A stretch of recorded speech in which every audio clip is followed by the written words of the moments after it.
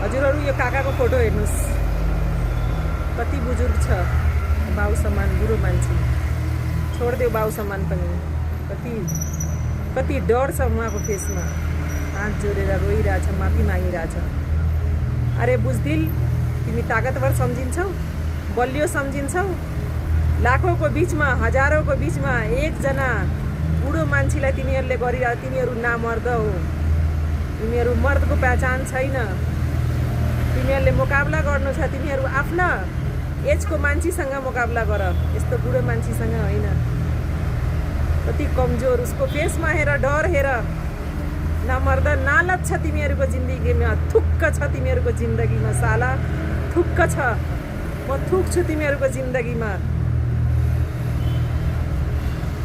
पुलिसले लाठीचार्ज कब गर्यो, गोली कब चलायो? तिमीहरूको अत्याचार बढेपछि, तिमीहरूको अत्याचार जब बढ्यो नि, तब गएर पुलिस आफ्नो सुरक्षाको लागि पुलिसले गोली चलायो, लाठी प्रहार गर्यो।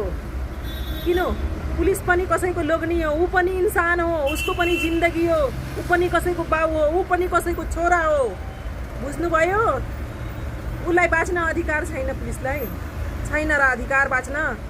पुलिसको जागिर खानामा सरकारको पालेको के हो? भुसिया कुकुर हो? हाँ, उसको पनि त जिन्दगी हो नि। आफ्नो बचाउ गरेको पुलिसले गोली प्रहार गरेर, तर त्यो बच्चा, मरेको बच्चाको लागि दुःख हामीलाई पनि छ। किन? हाम्रो छोरा जस्तो हो, हाम्रो भाइ जस्तो हो। मरेको बच्चालाई हामीलाई पनि माया लागिरहेछ। जे भयो नराम्रो भयो, तर पुलिसले आफ्ना बचाउको लागि गोली चलाएको। नामर्दहरू, तिमीहरू नजित्न सक्यो भने तिमीहरू कुरान जलाउँछौ, मस्जिदमा जान्छौ, तिमीहरू यो गर्छौ, त्यो गर्छौ। उनीहरूले तिमीहरूलाई मारेको होइन, उनीहरू त आफै कमजोर छ। तिमीहरूलाई थाहा छ राम्रोसँग कि मुसलमान त्यति छैन। तिमीहरूको हिन्दूको आबादीमा मुसलमानले तिमीहरूलाई मार्छ, तिमीहरूलाई के गर्छ।